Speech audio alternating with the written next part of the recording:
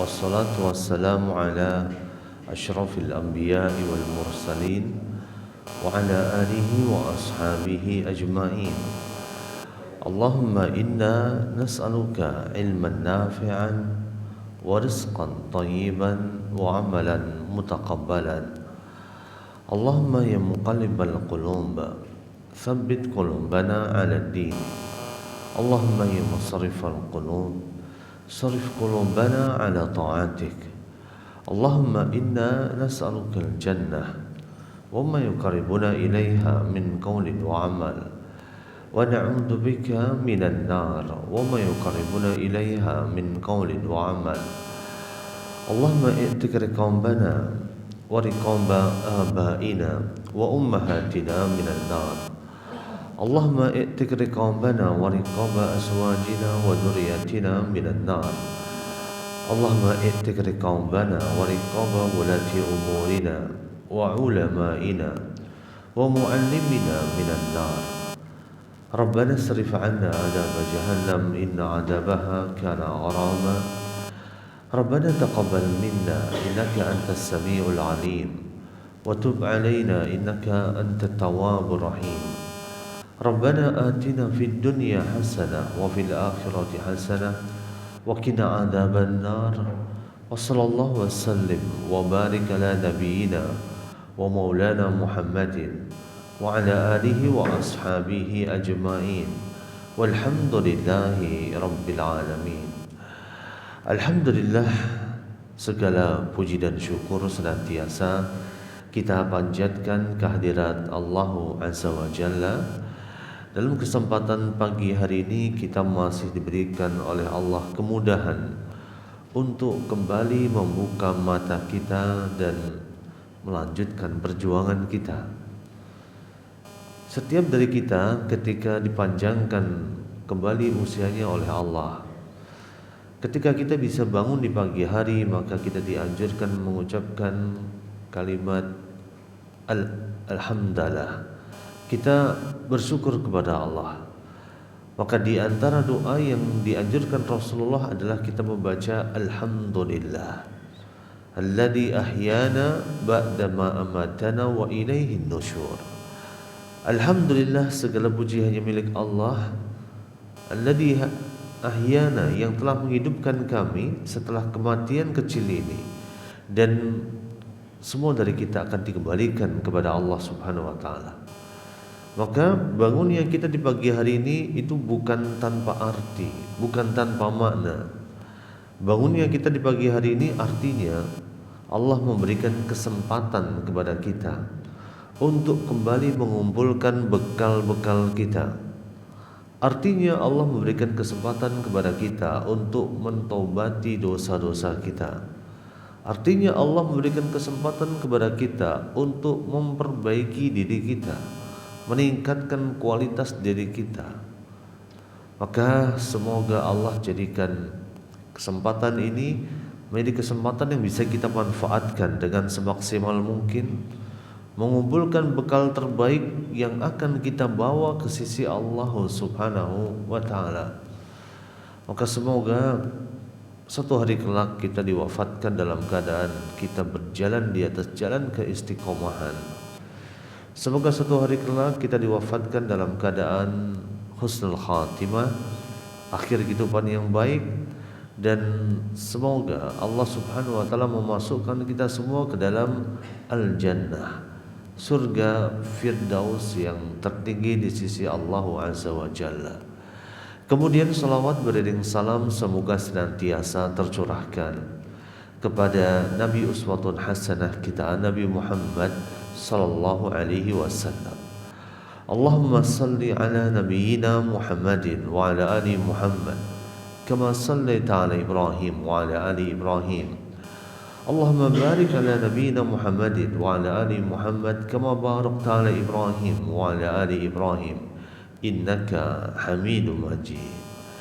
Baik para jamaah sekalian, jamaah salat subuh di Masjid Al-Burhan di kota Surabaya yang dimuliakan oleh Allah Azza wa Jalla. Alhamdulillah, segala puji hanya milik Allah. Hari ini kita diperjumpakan oleh Allah dalam keadaan sehat walafiat. Dan insyaallah tema yang akan kita bahas dalam kesempatan hari ini adalah pengaruh dahsyat Al-Quran terhadap hati manusia. Kenapa tema ini perlu kita bahas?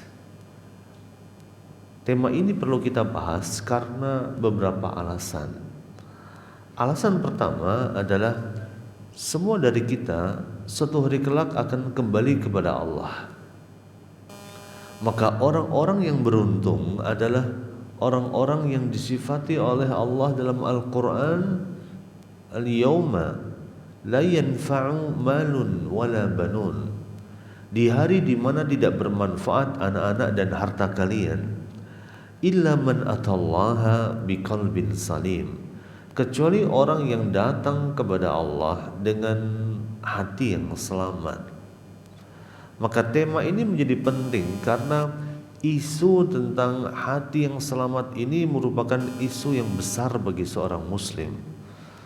Kita sebagai seorang muslim harus berupaya mengupayakan saat kita kembali kepada Allah, hati kita selamat. Selamat dari segala bentuk kesyirikan, selamat dari segala bentuk kerusakan, selamat dari segala bentuk kezaliman, selamat dari segala bentuk keburukan, selamat dari segala bentuk pengingkaran dan berbagai hal yang tidak diinginkan. Maka kita ingin ketika kita kembali, Allah mewafatkan kita dalam keadaan Allah mencintai diri kita, Allah ridho kepada kita, Allah berkenan untuk mengampuni dosa-dosa kita. Dan itu semua tidak mungkin akan bisa terwujud tanpa kita yang berusaha untuk mengupayakannya. Maka tema ini menjadi penting karena suatu hari kelak kita akan kembali kepada Allah, dan orang-orang yang beruntung adalah orang yang kembali kepada Allah dalam keadaan hati mereka itu bersih. Nah, kemudian yang kedua, kenapa tema ini begitu penting untuk kita bahas? Karena bicara tentang masalah hati, kita akan bicara tentang pusat kebahagiaan pada diri manusia.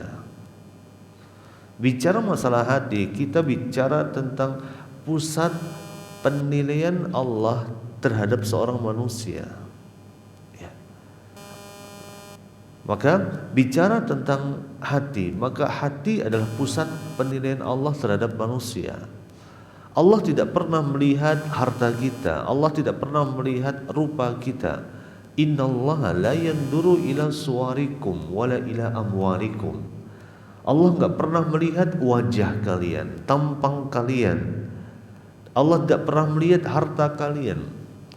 Kenapa Allah enggak pernah melihat itu semua? Karena itu semua adalah karunia dari Allah. Kita sebagai manusia tidak memiliki itu semua, Allah yang memberikan kepada kita. Maka Allah tidak pernah melihat itu semua. Tapi yang Allah lihat adalah apa yang kita usahakan. Walakinallaha yanduru ila qulubikum wa a'malikum. Tapi Allah melihat hati-hati kalian, tapi Allah melihat amalan-amalan kalian. Maka hal ini menunjukkan bahwa hati manusia adalah pusat penilaian Allah Subhanahu wa taala terhadap seorang hamba. Termasuk hati manusia adalah pusat kebahagiaan. Di dalam Islam, bahagia itu bukan karena kita punya sesuatu, tidak. Dalam Islam, bahagia adalah bukan karena kita mencapai kedudukan tertentu, tidak. Tapi konsep bahagia dalam Islam adalah bahagia itu bukan tujuan, bahagia itu adalah buah dari iman. Saat kita beriman, saat kita bertakwa, saat kita melakukan ketaatan, maka itu semualah yang mengantarkan kita ke dalam pintu kebahagiaan.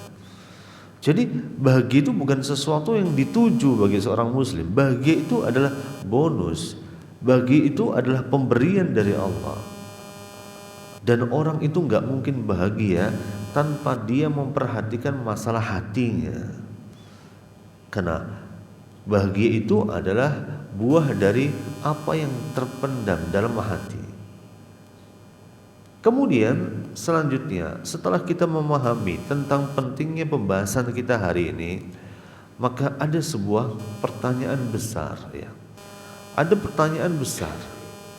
Ketika kita sudah tahu bahwa dalam diri manusia ada segumpal darah, ala inna fil jazadi mudghah. Sungguhnya dalam jasad manusia ada segumpal daging. Idza salahat salahal jasadu kulluh. Kalau segumpal daging itu baik, maka yang lain akan baik. Wa idza fasadat, kalau segumpal daging itu buruk, fasadal jasadu kulluh, maka seluruh jasad juga akan rusak. Ala wahiyya al-qalbu, maka itu adalah hati. Kalau kita sudah tahu, lalu pertanyaannya adalah, lalu bagaimana caranya? Bagaimana cara kita untuk memperbaiki hati manusia, hati kita sendiri? Karena sudah disebutkan bahwa hati manusia bisa sakit, bahkan hati manusia bisa mati. Lalu bagaimana caranya agar hati manusia senantiasa terjaga, berada dalam performa terbaiknya, dijauhkan dari segala bentuk keburukan? Maka di antara metode terbaik, di antara cara terbaik untuk membersihkan hati manusia adalah membersihkan hati manusia bersama dengan Al-Quranul Karim. Karena Al-Quranul Karim itu punya efek yang sangat dahsyat bagi seorang manusia. Maka dari itu, inilah kesempatan yang ingin kami berikan kepada para jamaah sekalian. Kita sudah berada di tanggal 14 Sya'ban, ya 14 Sya'ban, artinya 16 hari lagi kita udah masuk bulan suci Ramadan. Dan dulu para ulama kita, kalau sudah masuk bulan Sya'ban, mereka udah mulai menutup toko-toko mereka. Mereka fokuskan diri mereka untuk mulai membaca Al-Quranul Karim. Karena mereka sadar mereka akan berhadapan dengan bulan Ramadan. Dan bulan Ramadan ini bukan sekedar momentum, bukan sekedar bulan, tetapi Ramadan ini adalah sebuah kesempatan emas untuk kembali berinteraksi dengan Al-Quranul Karim. Maka dulu para ulama kita, dulu orang-orang soleh di antara para salafus soleh, mereka menjadikan bulan ini sebagai bulan untuk mulai berinteraksi dengan Al-Quran lebih intens lagi. Maka dikatakan bulan Sya'ban ini merupakan syahrul Al-Qura, bulannya para pembaca Al-Quranul Karim. Nah, maka dari itulah kemudian kita akan bahas hari ini tentang efek dahsyat Al-Quran terhadap hati manusia. Kenapa? Karena hati manusia itu bisa sakit dan bisa mati.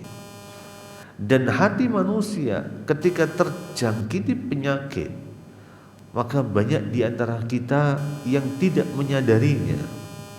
Kalau kita merasakan sakit fisik, sakit pilek, panas, batuk, kita bersegera untuk mencari obatnya. Tapi ketika hati kita kadang-kadang mengalami sakit, hati kita diliputi penyakit ria, penyakit ujub, penyakit sombong, penyakit takabur, penyakit lalai, penyakit iri, penyakit dengki, penyakit cinta dunia secara berlebihan. Kadang-kadang kita gak merasakannya. Kita tidak merasa bahwa hati kita sedang terancam. Kita tidak merasa bahwa hati kita sedang sakit. Bahkan kita tidak merasa bahwa hati kita sudah mati. Maka bicara tentang tema ini, Allah Subhanahu wa taala telah menyebutkan di dalam Al-Qur'anul Karim. Di surat Yunus, Allah Subhanahu wa taala menegur manusia. Ya ayyuhan nas, qad ja'atkum mau'idatun mir rabbikum. Wahai manusia sekalian, telah datang mau'idah, peringatan dari Tuhan kalian, wa syifaa'un lima fis sudur, dan telah datang syifa, yaitu obat atas apa yang ada di hati manusia. Di surat Yunus ayat 57 ini Allah dengan tegas mengatakan bahwa apa yang Allah turunkan dari Al-Quran merupakan syifa, adalah obat. Artinya kalau kita ingin bahagia, maka di antara cara tercepat untuk meraih bahagia itu adalah memperbaiki hati manusia, memperbaiki hati kita. Dan di antara cara paling efektif untuk memperbaiki hati manusia adalah bersama dengan Al-Quranul Karim. Maka seseorang itu akan bisa dilihat kondisi hatinya, dilihat dari bagaimana interaksi dia dengan Al-Quranul Karim. Maka betullah kata Uthman bin Affan, dia pernah menyebutkan, lau taharat qulubukum, seandainya hati kalian itu bersih, ma syabi'at min kalami rabbikum, maka kalian tidak akan pernah merasa kenyang dalam membaca firman Allah Subhanahu wa ta'ala. Jadi Al-Quran itu dalam agama kita itu bukan hanya untuk dibaca, tapi Al-Quran itu ditadabburi untuk menghidupkan hati. Bukan cuma dibaca, tapi ditadabburi, dikaji di majelis-majelis tafsir, di majelis-majelis yang kita diingatkan tentang Al-Quranul Karim. Maka banyaklah meminta kepada Allah Subhanahu wa ta'ala, semoga Allah Azza wa Jalla di bulan Sya'ban ini semakin mendekatkan kita dengan Al-Quran, sehingga di bulan Ramadan nanti kita udah bisa gaspol, menghabiskan banyak waktu kita bersama dengan Al-Quranul Karim. Lalu sekarang pertanyaannya, bagaimana Al-Quran, bagaimana cara Al-Quran untuk memperbaiki hati manusia? Maka ada beberapa cara. Yang pertama, Allah Subhanahu wa ta'ala menyebutkan bahwa Al-Quran itu bisa melembutkan hati yang keras. Kalau kita merasa hati kita sedang keras, sehingga kerasnya hati itu membuat kita gak bisa lagi berbuat baik sama istri dan pasangan kita, sehingga kerasnya hati itu membuat kita senantiasa berkata kasar kepada anak kita, sehingga kerasnya hati itu membuat kita tidak bisa berbuat baik kepada orang tua kita, sehingga kerasnya hati kita itu menjadikan kita tidak peka dengan penderitaan orang lain, sehingga kerasnya hati kita menjadikan kita malas dan beribadah, sehingga kerasnya hati kita itu menjadikan kita tidak peduli dengan kesusahan orang lain. Itu tanda hati orang itu sedang keras, malas beribadah, ringan bermaksiat, mementingkan egonya, tidak peduli dengan orang lain. Maka Al-Quran bicara bagaimana Al-Quran itu bisa melembutkan hati yang keras. Allah sebutkan di surat Al-Hadid, di ayat ke-16 dari surat Al-Hadid, Allah Azza wa Jalla berfirman, alam ya'ni lil ladina amanu an tahsha'a qulubuhum li dzikrillah wa ma nazala minal haqq. Maka lihatlah bagaimana orang-orang yang beriman, an tahsha'a qulubuhum li dzikrillah, mereka, hati mereka menjadi khusyuk dengan mengingat Al-Quran. Hati mereka menjadi tunduk dengan mengingat Al-Quran. Hati mereka menjadi melembut dengan mengingat Al-Quranul Karim. Maka ayat ini turun untuk menegur orang-orang yang beriman yang hatinya mulai mengeras, walaupun mereka menjaga ibadah-ibadah mereka. Jadi hati yang keras itu bisa jadi menimpa orang yang rajin sholat di masjid, rajin ngaji. Walaupun tingkat kekerasan hati itu akan berbeda-beda kadarnya. Ada yang 100% keras, keras kepala. Ada yang 80% keras, ada yang 70% keras, ada yang 60% keras, ada yang 50% keras. Ada kadarnya. Maka semakin seseorang meminta kepada Allah agar dilembutkan hatinya bersama dengan Al-Quran, maka Allah akan ijabah permintaannya, Allah akan mudahkan permohonannya.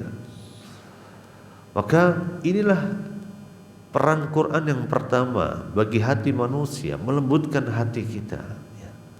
Jadi kalau kita merasa ketika kita sholat kita kok susah nangis, ketika baca Quran kita susah nangis, udah di depan Ka'bah kita susah untuk berdoa, udah di depan Ka'bah kita susah untuk mentobati dosa-dosa kita, sudah di depan Ka'bah kita masih susah untuk mengakui dosa-dosa kita, jangan-jangan hal itu disebabkan karena kerasnya hati manusia.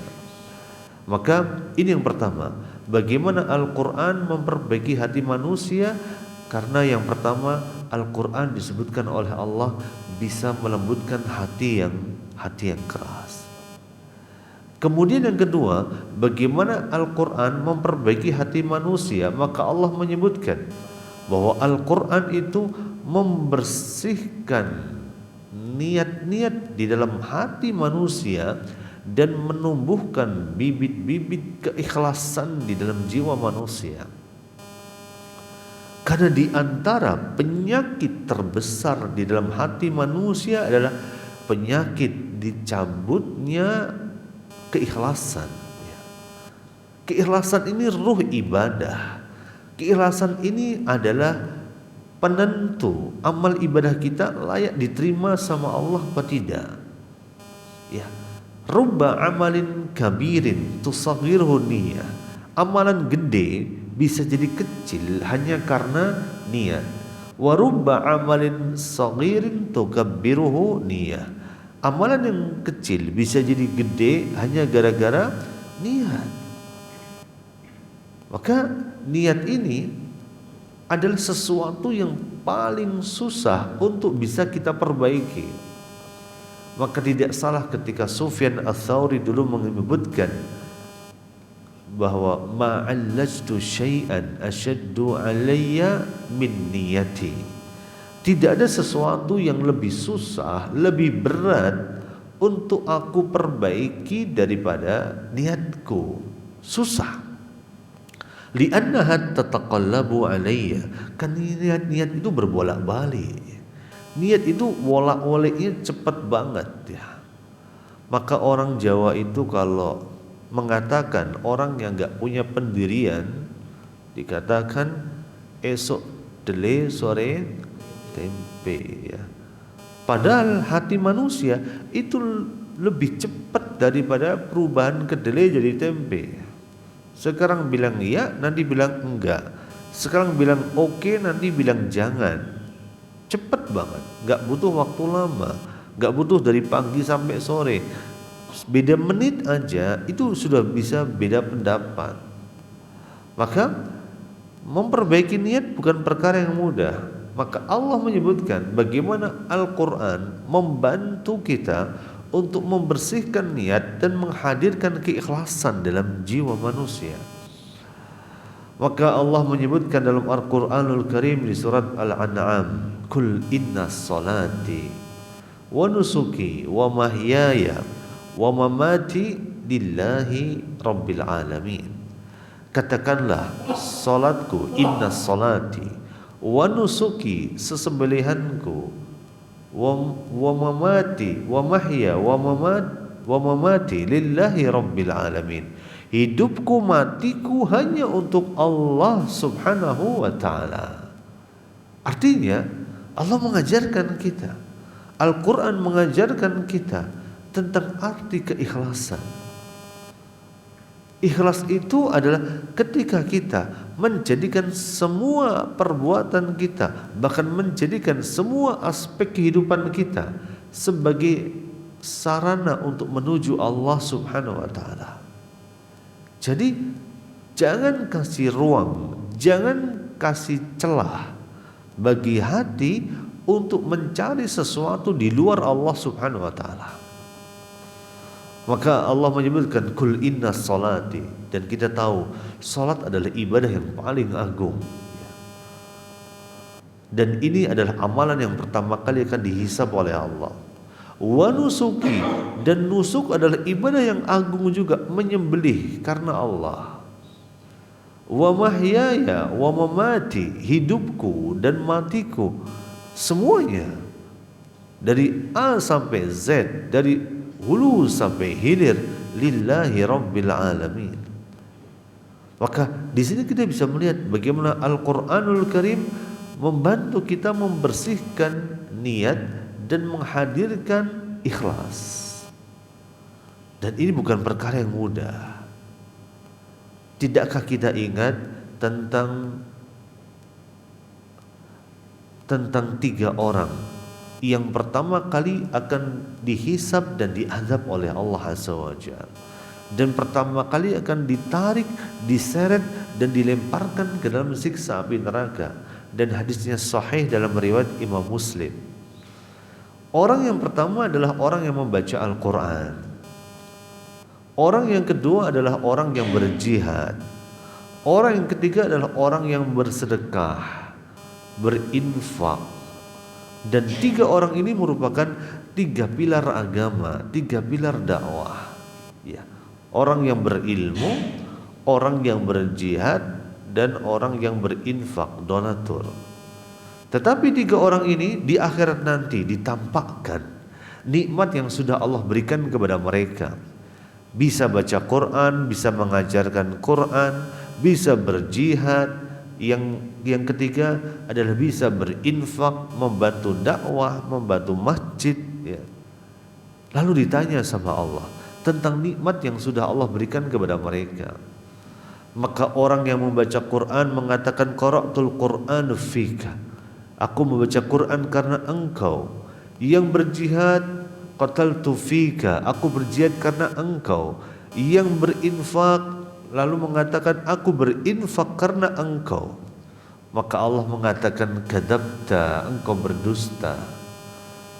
Engkau berdusta. Kepada orang yang membaca Quran, Allah mengatakan, walakin liyuqal annaka qari, engkau baca Quran supaya dikatakan seorang qari.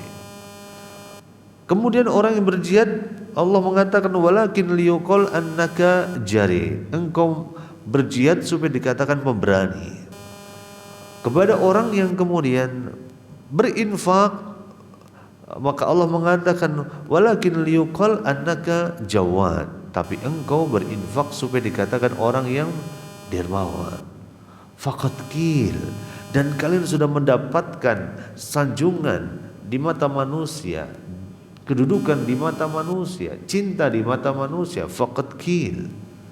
Maka mereka pun ditarik mukanya, diseret mukanya, dan dilemparkan ke dalam neraka jahanam. Nas'alullah salamah, na'udzubillah. Maka bagaimana Al-Quran mengajarkan kita untuk meluruskan niat, menghadirkan ikhlas. Innamal a'malu binniyat, amalan tergantung daripada niatnya. Perbuatan yang sepele bisa jadi gede hanya karena niat. Perbuatan mubah bisa jadi ibadah hanya karena niat. Maka Al-Quran membantu kita untuk membersihkan niat dan meluruskan keikhlasan kita. Kemudian yang ketiga, bagaimana Al-Quranul Karim memperbaiki hati manusia. Maka di antaranya Al-Quran tersebut menenangkan hati yang gelisah, menenangkan hati yang mengalami kecemasan, menenangkan hati yang sedang mengalami ketakutan, menenangkan hati yang sedang mengalami kegalauan. Semua dari kita ketika hidup pasti mengalami ketakutan, kecemasan, kekhawatiran. Semua dari kita pasti pernah mengalaminya. Lalu bagaimana obatnya? Obatnya adalah Al-Quran sudah menyediakan obat terbaik. Maka Allah menyebutkan bahwa orang yang kemudian senantiasa banyak mengingat Allah, ya, Allah berikan ketenangan dalam hidupnya. Ala bidzikrillahi tatmainnul qulub. Bukankah dengan mengingat Allah hati kalian akan tenang, ya? Kebalikannya, orang yang gak pernah ingat sama Allah, jauh dari Al-Quran, apa kata Allah di surat Taha? وَمَنْ أَعْرَضَ عَنْ ذِكْرِ, barang siapa berpaling dari peringatanku, فَإِنَّ لَهُ مَعِيشَةً ضَنْكَ, maka Allah akan berikan kepada dirinya ma'isyatan dhanka, hidup yang sempit ya. Maka solusi dari kesempitan hidup, solusi dari kesusahan hidup, solusi dari kegelisahan hidup, solusi dari kecemasan hidup, solusi dari ketakutan hidup adalah kembali sama Al-Quran. Ala bidzikrillahi tatmainnul qulub, bukankah dengan mengingat Allah hati kalian akan merasakan ketenangan? Wa man a'rada an dzikri, barang siapa berpaling dari peringatanku, semakin menjauh dari Al-Quran, maka fa innalahu ma'isyatan dhanka, hidupnya diberikan ketakutan, kecemasan, kekhawatiran ya. Maka hati manusia, jiwa manusia diciptakan oleh Allah dengan sebuah tabiat dan karakter, dan jiwa manusia karakternya akan tenang kalau didekatkan dengan Al-Quran. Dan tabiat jiwa manusia itu tidak akan pernah tenang dengan dunia, tidak akan pernah tenang dengan jabatan, tidak akan pernah tenang dengan pujian, tidak akan pernah tenang dengan sanjungan. Orang kalau udah dapat dunia, dia nggak akan pernah merasa puas. Orang mencari dunia kayak orang minum air laut. Semakin dia minum, semakin dia haus, pengen nambah lagi. Orang ngumpulin harta, dia tidak akan pernah berhenti. Orang mencari sanjungan tidak akan pernah berhenti. Orang mencari dunia tidak akan pernah berhenti. Kenapa? Karena Allah tidak pernah ciptakan harta, dunia, sanjungan, kedudukan, jabatan, itu tidak pernah Allah jadikan itu bisa menenangkan hati manusia. Nah, Allah tidak pernah jadikan itu bisa menenangkan hati manusia. Yang bisa menenangkan hati manusia diantaranya adalah Al-Quran. Maka lihatlah bagaimana kita bisa melihat, inilah diantara cara Al-Quran untuk memperbaiki hati manusia. Dan sejarah mencatat bagaimana dulu di zaman Nabi SAW, di antara kisah Rasulullah ketika berdakwah di kota Mekah adalah bagaimana dulu orang yang paling memusuhi dakwah Rasulullah adalah seorang pria yang bernama Umar bin Khattab. Ya, seorang pria bernama Umar bin Khattab. Kemudian ketika Allah Subhanahu wa taala menghendaki Umar bin Khattab mendapatkan hidayah dari Allah dengan perantara membaca Al-Qur'anul, dengan perantara ayat Al-Quran yang dia dengar di surat Toha ayat ke-14. Ketika Umar mendengar innani anallahu la ilaha illa ana fa'budni, innani sesungguhnya aku adalah anallah, aku adalah Allah, la ilaha illa ana, tiada Tuhan yang berhak disembah kecuali aku, fa'budni, maka sembahlah aku. Maka ayat ini seolah-olah menembus hati Umar, meluluhkan kesombongan dalam dadanya dan mengubahnya menjadi hamba Allah yang paling takut sama Allah Subhanahu wa taala. Maka sejarah membuktikan gak ada manusia yang kemudian tidak bisa digerakkan hatinya, yang tidak bisa dirubah hatinya. Tidak ada manusia sekeras apapun dia, seatos apapun dia, sesombong apapun dia, seangkuh apapun dia, ketika Allah berkehendak memberikan hidayah bersama dengan Al-Quran, maka hatinya pasti akan berubah. Maka dari itu, kalau kita mendapati hati kita begitu keras, mungkin kita perlu baca Quran, kita perlu mentadaburi Quran.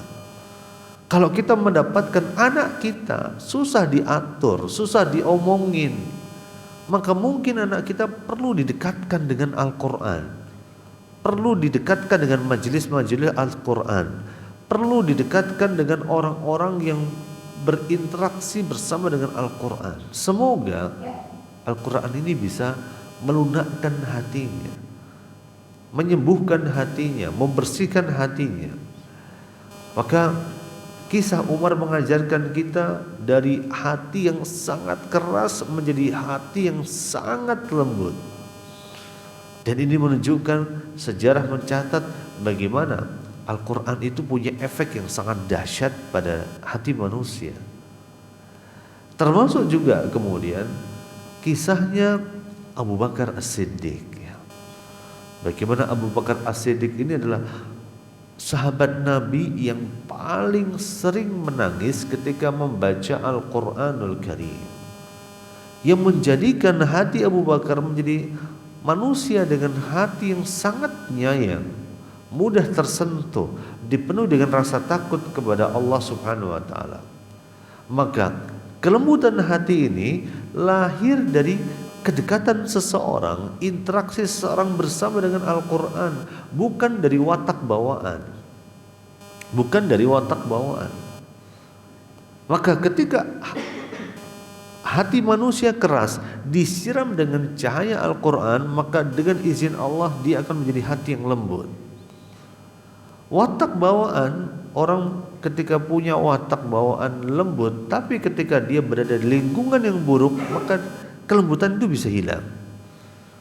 Sama juga ketika orang mengalami kerasnya hati dan dia disiram dengan cahaya Al-Quran, maka dia akan mendapatkan kelembutannya. Maka dari sini kita bisa melihat bahwa Al-Quran punya efek yang sangat dahsyat dalam perbaikan hati, dalam perbaikan jiwa, untuk menguatkan hati, untuk menguatkan jiwa, dan untuk membimbing jiwa kita di atas jalan yang diridhoi oleh Allah SWT. Lalu pertanyaan sekarang adalah, tanda bahwa hati manusia sudah diperbaiki oleh Al-Quran itu tandanya bagaimana? Maka biasanya ketika manusia berhasil membangun, kita sebagai seorang hamba sudah berhasil membangun interaksi kita bersama dengan Al-Quran, biasanya seseorang itu akan mudah tersentuh dengan ayat-ayat Al-Quranul Karim. Dia mudah tersentuh dengan berita-berita tentang surga yang sangat dia rindukan. Dia begitu tersentuh dengan berita-berita tentang neraka yang sangat dia takutkan. Dia begitu tersentuh dengan kebesaran Allah Azza wa Jalla yang sangat dia rindukan. Maka biasanya hati manusia yang sudah diperbaiki oleh Al-Quranul Karim mudah tersentuh, ya.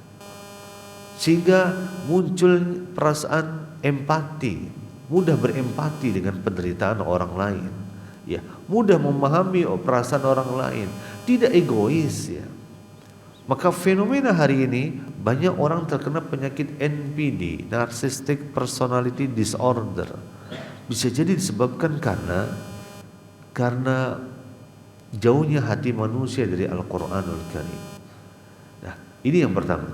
Yang kedua, tanda bahwa hati seseorang sudah diperbaiki oleh Al-Quranul Karim biasanya ditandai dengan ketakutan yang luar biasa terhadap dosa, ya.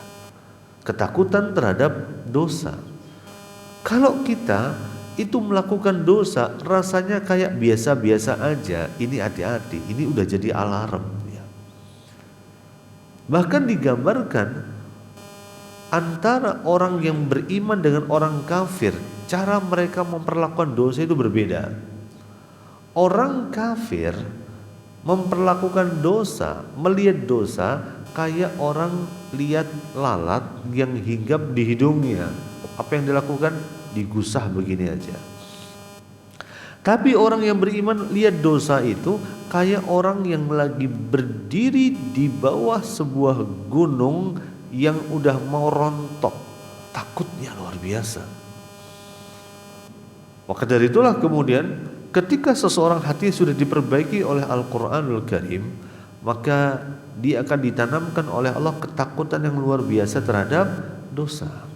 Sehingga dosa-dosa ini menjadikan dia itu bersegera untuk bertobat, bersegera untuk memperbanyak istighfar. Maka yuk kita cek ya. Kita cek kita sehari semalam beristighfarnya udah berapa kali begitu.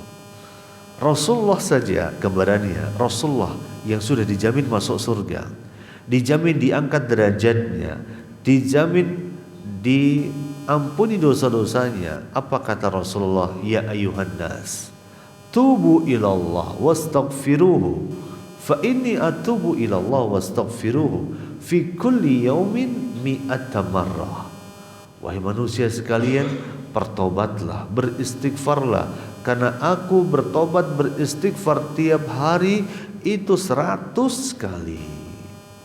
100 kali. Kalau kita berapa kali? Kalau kita mungkin sebagai simulasi, kita paling mentok baca habis sholat, baca istighfar 3 kali. Astaghfirullah, astaghfirullah, astaghfirullah.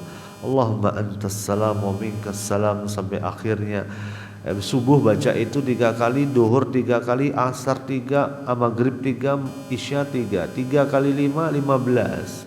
Rasulullah bacanya berapa? 100 kali. Kita surplus apa defisit kira-kira? Defisit kita. Defisit berapa? Ya dikurangi saja. 100 kurangi 15 berapa? 85 gitu. Maka tanda bahwa hati manusia sudah diperbaiki oleh Allah, dia akan bersegera untuk bertobat, bersegera untuk beristighfar. Karena manusia terbaik bukan manusia yang nggak pernah berbuat salah. Manusia yang terbaik bukan manusia yang nggak pernah berbuat dosa. Manusia terbaik bukan manusia yang tidak pernah berbuat zalim, tapi manusia terbaik adalah manusia yang kembali dengan istighfar mereka, kembali kepada Allah dengan taubat mereka. Kullu bani Adam khata. Setiap anak manusia itu salah, zalim. Wa khairul khata'in tawabun. Dan sebaik-baik orang yang salah adalah orang yang bertaubat. Maka ini rahasia kenapa Allah menggambarkan tentang hakikat ulama. Ulama itu bukan orang yang punya gelar yang panjang. Ulama itu bukan orang yang sekedar hafal Quran. Ulama itu bukan orang yang sekedar lulusan dari luar negeri, dari kampus yang terkenal di Timur Tengah sana. Bukan, gak otomatis jadi ulama. Allah mensifati ulama dengan sifat innama yakhsyallaha min ibadihil ulama. Sesungguhnya yang paling takut kepada Allah di antara para hambanya adalah ulama. Jadi bagaimana kemudian Allah mensifati ilmu dengan takut? Innamal al-ilmu khasyah. Sesungguhnya ilmu itu adalah rasa takut kepada Allah Subhanahu wa taala. Semakin orang punya rasa takut kepada Allah, artinya itu menjadi sebuah tanda bahwa hatinya sudah diperbaiki oleh Al-Qur'anul Karim.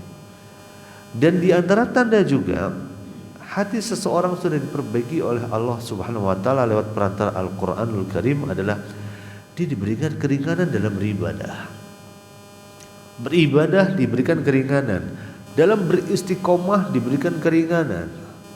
Maka semoga hadirnya kita di masjid ini untuk sholat subuh berjamaah dan duduknya kita untuk duduk di majelis ilmu di pagi hari ini, semoga menjadi tanda bahwa Allah sudah memberikan keringanan pada diri kita untuk beribadah kepadanya. Ya, karena tidak semua orang yang beriman bisa diberikan kemudahan untuk bisa menunaikan sholat subuh berjamaah.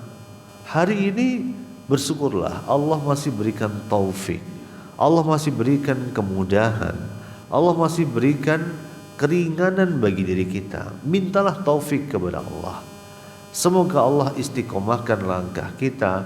Semoga Allah Subhanahu wa taala kemudian memudahkan urusan kita, sehingga dengan itu Allah Subhanahu wa taala terus menguatkan kita di atas jalan ketaatan ini.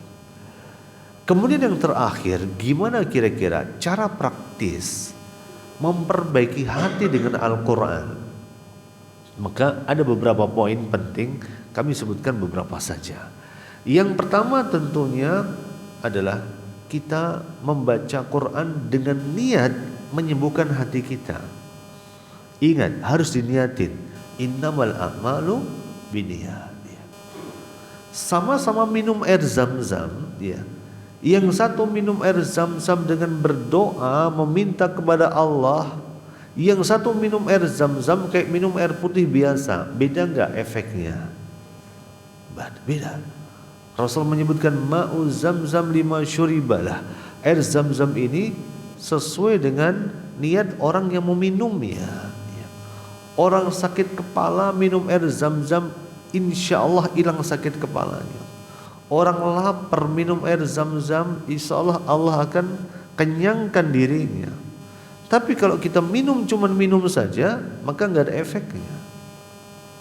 Maka dari itu disunahkan kalau minum air zam-zam kita baca Allahumma inni as'aluka ilman nafi'an wa rizqan wasi'an wa shifaan min kulli da'. Harus diniatin. Sama juga kita baca Quran juga diniatin. Bukan cuma baca, tapi ya Allah, aku baca Quran ini supaya Engkau bersihkan hatiku ya Allah, supaya Engkau lembutkan jiwaku ya Allah, supaya Engkau tundukkan hawa nafsuku ya Allah. Harus diniatin begitu. Ya, ini merupakan cara praktis pertama yang banyak dilalaikan oleh manusia. Kita baca Quran cuma sekedar baca, kita berangkat ke masjid cuma sekedar berangkat ke masjid, kita berangkat ngaji cuma sekedar ngaji. Coba sekali-kali pas kita ke pengajian, kita keluar rumah kita niatin, ya Allah, hilangkan kejahilan pada diriku. Semoga ilmu yang aku dapatkan pas pengajian ini bisa jadi ilmu bermanfaat, bisa dengan ringan kami amalkan, dan bisa dengan ringan kami dakwahkan. Ini sekedar niat, tapi efeknya luar biasa. Sama juga dengan orang baca Quran. Orang baca Quran kadang-kadang baca Quran karena terbawa suasana. Masuk masjid nunggu qomat, yang lain baca Quran, masa kita baca HP? Ya udah, ikut baca Quran. Kita baca Quran karena terbawa suasana, maka nggak menimbulkan efek. Tapi ketika kita baca Quran dan kita niatkan, maka innamal a'malu binniyat, kembali pada kaidah itu. Ya. Ini cara praktis pertama memperbaiki memperbaiki hati dengan Quran. Jadi membaca Quran dengan niat untuk menyembuhkan hati dan jiwa manusia. Yang kedua, cara praktis yang kedua adalah ketika kita baca, itu bukan sekedar baca, tapi juga ditadabburi. Kenapa? Karena Al-Quran itu punya makna. Karena Al-Quran bukan mantra. Dia punya makna, yang makna itu akan menguatkan jiwa. Ya. Al-Quran bukan sekedar dibaca. Betul, membacanya saja udah dapat pahala. Tapi kalau kita bisa ngerti maknanya, maka itu akan semakin menguatkan hati dan jiwa. Maka kalau kita belajar bahasa Arab, ya, diniatin supaya kita lebih paham Al-Quran, bisa lebih paham Al-Quran, bisa lebih paham dengan bacaan sholat-sholat kita. Itu target yang paling realistis kalau kita di Indonesia. Jadi banyak orang belajar bahasa Arab, pertama belajar langsung muhaddatsah, percakapan. Pertanyaannya, kita prakteknya gimana tuh? Ya, kita yang sesama jamaah masjid belajar bahasa Arab, untuk praktek bahasa Arab pun kadang-kadang kita enggan gitu ya. Beda kalau kita mungkin belajar di suatu tempat di Timur Tengah, sehingga kita belajar muhaddatsah bisa langsung praktek ya. Bahkan gak usah belajar muhaddatsah, insya Allah kita langsung praktek begitu. Orang gak pernah belajar bahasa Arab langsung nyemplung di Arab, insya Allah bisa bahasa Arab. Ya, karena dulu saya masih ingat, Saya di SMP ya, pelajaran yang paling susah waktu SMP waktu itu bahasa Inggris. Terus guru bahasa Inggris kami mengatakan, kalau kalian bikin mudah kuasai bahasa Inggris, langsung nyemplung ke London, kata dia. Langsung pergi ke London sana, nyemplung, insya Allah langsung bisa bahasa Inggris. Lalu kemudian ketika kami lulus SMA, selesai kuliah, kami langsung praktekkan, langsung nyemplung di Arab, nggak pernah mondok ya. Dengan modal bahwa nggak pernah belajar bahasa Arab sama sekali, nggak pernah mondok, langsung nyemplung ke Arab, alhamdulillah ya, dicemplungin langsung bisa ngomong ya. Karena kalau nggak ngomong, lapar kita, mau beli makanan nggak bisa, mau beli minuman haus nggak bisa, mau beli apa-apa nggak bisa, ya udah nyemplung kita. Maka begitu juga dengan yang namanya Al-Qur'anul Karim. Al-Qur'anul Karim itu perlu ditadabburi, diketahui maknanya. Kalau belajar bahasa Arab diniatkan untuk bisa mentadabburi Al-Qur'an. Ya, mentadabburi Al-Qur'anul Karim supaya kita lebih khusyuk dalam beribadah, khusyuk dalam salat-salat kita. Kemudian di antara cara praktis untuk memperbaiki hati manusia dengan Al-Qur'anul Karim adalah amalkan walaupun cuma sedikit ya. Berusaha mengamalkan apa yang kita baca, berusaha mengamalkan dari apa yang kita dapatkan. Nah, kemudian di antara cara praktis agar Allah menghidupkan hati kita dengan Al-Quran adalah banyak berdoa, minta sama Allah. Karena hati manusia di antara dua jemari Allah. Inna qulubal ibad, hati manusia di antara dua jemari Allah. Maka dari itulah alhamdulillah kita sudah masuk di bulan Sya'ban di tanggal 14 ya. Maka gak kerasa 16 hari lagi, maka yuk kita maksimalkan kesempatan ini untuk membangun kembali interaksi kita bersama dengan Al-Qur'anul Karim. Supaya di bulan Ramadan kita sudah siap untuk gaspol bacaan Quran kita.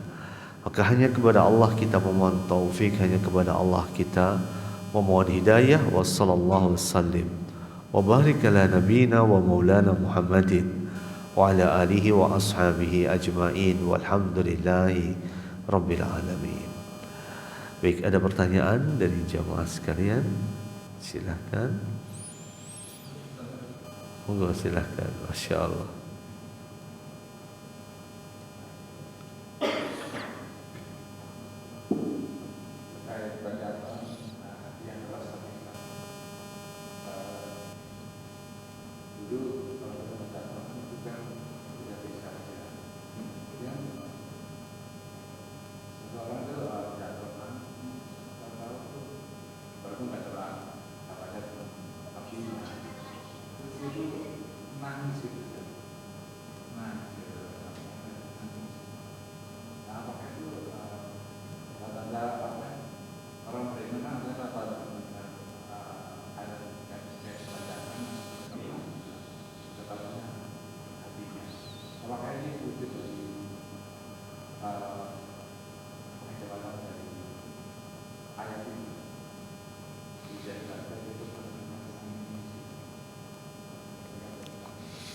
Baik. Bismillahirrahmanirrahim. Pertanyaan yang cukup menarik terkait dengan menangisnya seseorang ketika membaca Al-Qur'an Al-Karim. Maka dari itu ketika seseorang dilembutkan hatinya oleh Allah, maka di antara tandanya adalah dia mudah tersentuh dengan bacaan Al-Qur'anul Karim. Karena Allah sudah mensifati Al-Qur'an, sifatnya adalah menjadikan hati manusia menjadi tunduk, menjadi tenang. Ala bidzikrillahi tatmainnul qulub.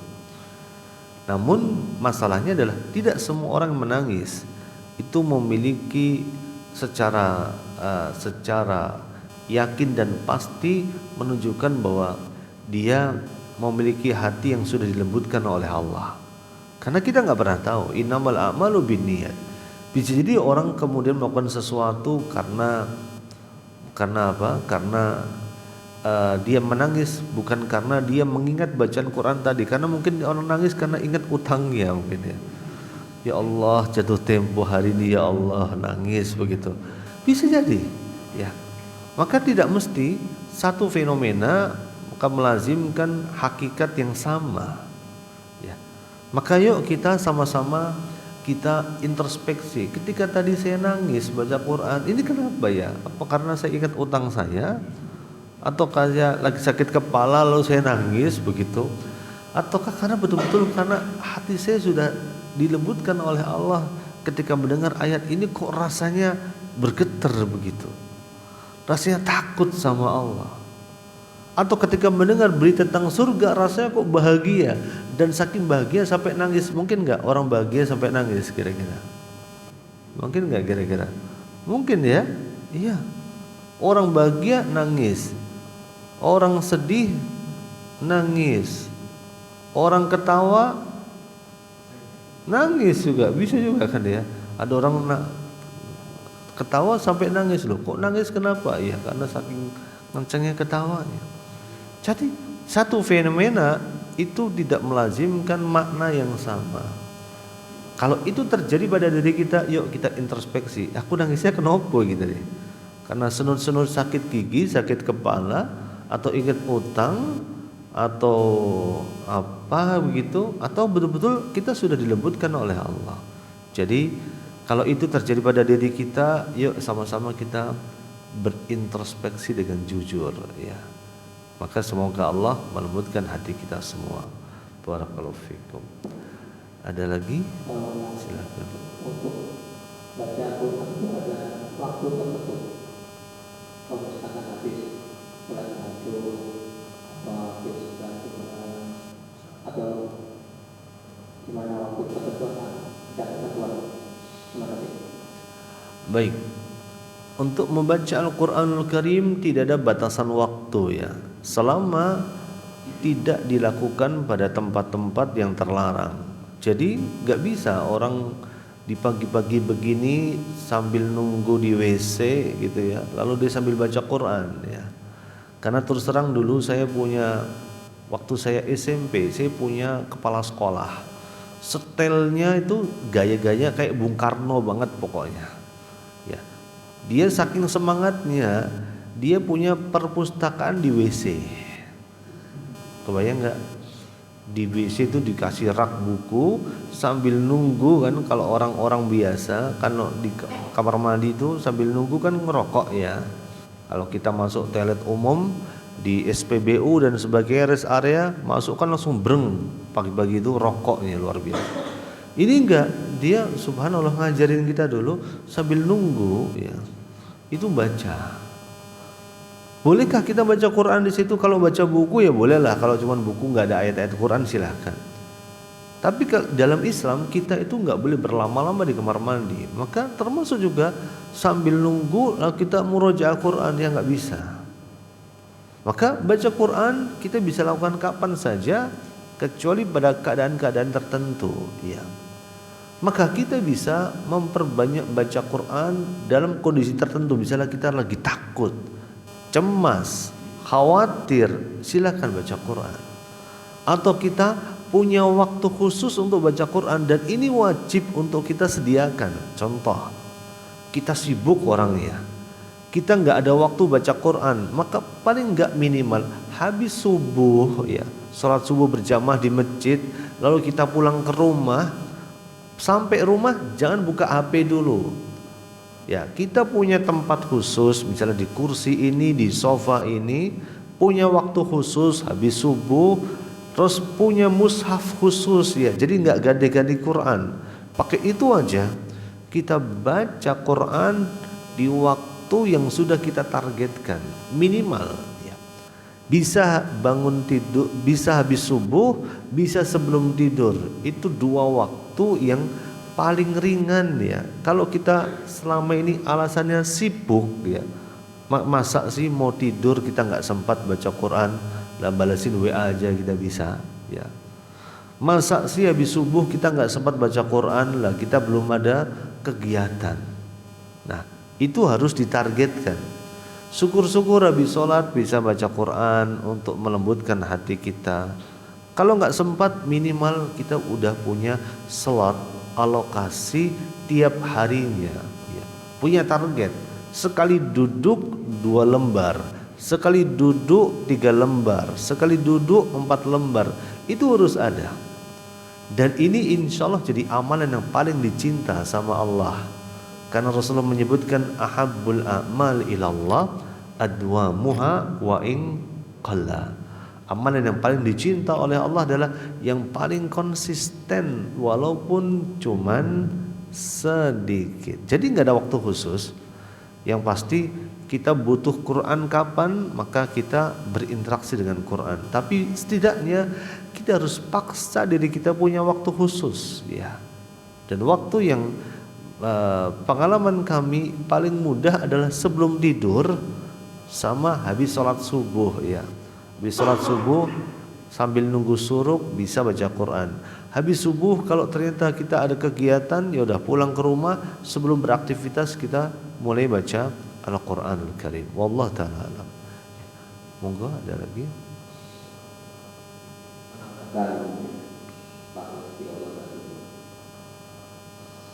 Saya kurang membaca Al-Quran, kemudian membaca artinya juga, kemudian juga menghayatinya, terus kemudian membayangkan juga.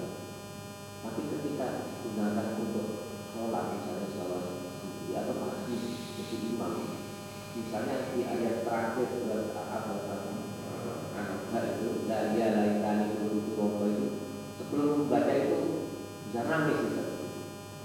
Apalagi ketika membaca juga Iji ila rabbiki radiyatan mariyah, itu juga nangis gitu. Apakah itu karena kita menghayatinya juga? Apakah itu juga bagian dari Allah mudahkan untuk menjaga hatinya atau bagaimana? Lalu yang kedua, ada seseorang yang selama belajar ngaji membaca Al-Quran, ada yang satu mudah, ada yang satu sulit untuk mengapa bertahun-tahun. Apa yang menyebabkan penjelasan? Terima kasih. Baik, saya jawab yang kedua dulu. Ada orang yang dimudahkan oleh Allah untuk baca Quran. Ada yang baca Quran dia susah, ya. Maka ketika seseorang sudah berjuang baca Quran dan masih susah bacanya, kan kita sering lihat orang baca Quran susah banget, ya. Maka bisa jadi itu menjadi tanda sayang Allah kepada dia. Karena Rasulullah menyebutkan alladzi yaqra'unal Qur'an wa yatata'ta. Orang yang baca Quran dan membacanya terbata-bata, ya. Kan sering kita lihat, ya, terutama orang-orang sepuh, ya, yang baru belajar Quran ketika udah uzur usianya. Bacanya ya yatata'ta, maka falahu ajran. Dia dapat 2 pahala. Orang yang lancar cuma dapat 1, ini yang membacanya terbata-bata dapat pahalanya 2. Kenapa? Pahala pertama bacaan Quran itu sendiri, pahala kedua pahala perjuangan dia. Jadi kalau hari ini kita merasa udah tua, baru ngaji Quran, baru belajar baca Quran dan bacanya gerak yang panjang dipendekin, pendek dipanjakin, ganti hurufnya, ya. Kayak orang Jawa gak bisa bilang Z, ya. Wa mimma rozaqnahum yunfikun, gak bisa baca wa mimma royakna. Mereka gak bisa nyebut nama Abdur Razzaq, namanya Abdur Royak, ya. Terus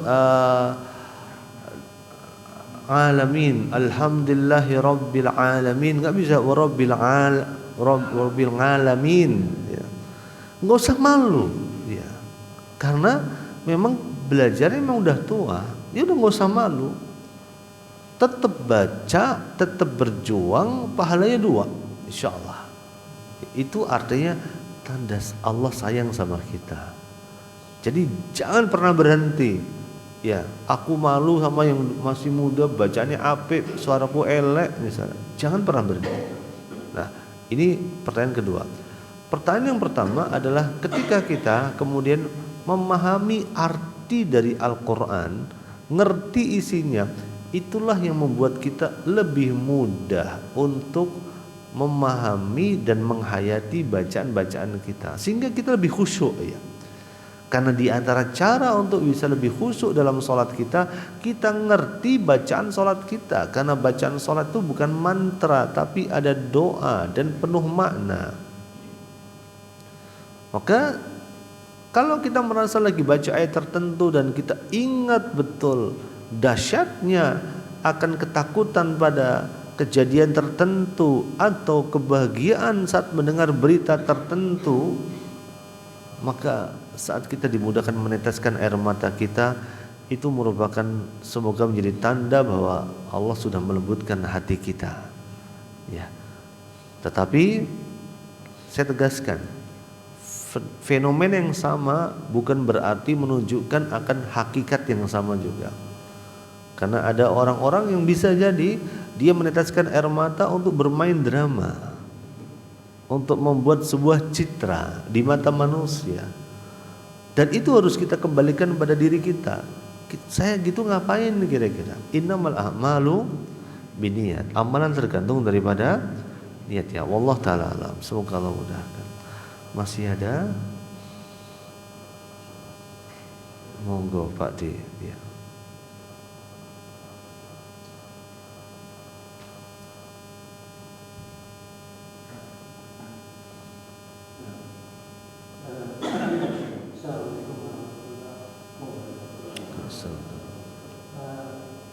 Ini ada kebiasaan saya untuk misalnya berpendapat bahwa dalam sholat misalnya untuk mengulang Al-Quran dari lewat HP. Nah, sehingga ini kalau sholat yang wajib misalnya melaksanakan sholat wajib, saya tidak mau pakai HP atau hafalan saya. Saya kemudian kalau untuk sholat sunnah, nah itu boleh saya baca dengan HP. Soalnya kalau itu bisa artinya lebih bisa dibaca. Nah, bagaimana ini? Baik. Ada pertanyaan yang cukup menarik terkait dengan sholat dengan menyimak bacaan Quran dengan HP atau mushaf begitu ya. Nah, kalau ketika sholat wajib ya jangan pakai HP, kan kita sholatnya di belakang imam ya. Kita ngikutin bacaan imam. Cuman ketika kita pingin sholat sunnah, terutama tahajud, maka kita terkadang pingin berlama-lama dalam sholat. Tapi masalahnya kita itu mungkin punya bacaan Quran dan hafalan Quran nggak banyak, ya. Sehingga solusinya adalah kita bisa sholat dengan membaca mushaf atau pakai HP. Namun yang diperhatikan adalah, dan ini yang jarang untuk dinotis oleh banyak orang, bahwa kita harus menjaga sholat kita untuk tidak melakukan gerakan di luar sholat secara berlebihan. Maka gimana caranya? Alhamdulillah udah ada solusinya ya. Salah satunya adalah bisa pakai mushaf tahajud ya. Kita sholat sambil baca mushaf, silahkan, gak ada masalah. Atau kemudian kemarin saya dapat postingan dari sebuah marketplace di Arab sana ya, ada tempat kayak gelang begitu, jadi kayak nanti ada dudukannya buat naruh HP, jadi orang ketika sholat begini terus baca. Jadi ketika rukuk sujud dia nggak perlu naruh HP karena udah nempel di sini. Jadi kayak ada dudukannya begitu ya, kayak begini ya. Ini kan ada tripodnya nih. Nah ini tidak, ini ada di pergelangan ini bisa dipasang. Terus kemudian nggak tahu di Indonesia ada belum, karena itu iklan dari sebuah marketplace di Saudi Arabia sana. Kok iklannya datang ke saya, terus ada buat dudukan HP. Jadi ketika sujud HP-nya nempel terus di sini. Maka itu bisa jadi solusi. Karena di antara kewajiban orang sholat adalah menjaga dirinya dari gerakan-gerakan yang bukan bagian dari gerakan sholat, karena berpotensi membatalkan sholat seseorang. maka silakan, tidak ada masalah. Ya, barakallahu fiik. Ada lagi? Cukup ya? Maka semoga Allah Subhanahu wa taala menjadikan apa yang kita bahas hari ini menjadi ilmu yang bermanfaat. Wassallallahu wasallim wa barik ala nabiyyina Muhammad wa ala alihi wa ashabihi ajma'in walhamdulillahi rabbil alamin. Subhanakallahumma wa bihamdik asyhadu an la ilaha illa anta astaghfiruka wa atubu ilaik. Assalamualaikum warahmatullahi wabarakatuh.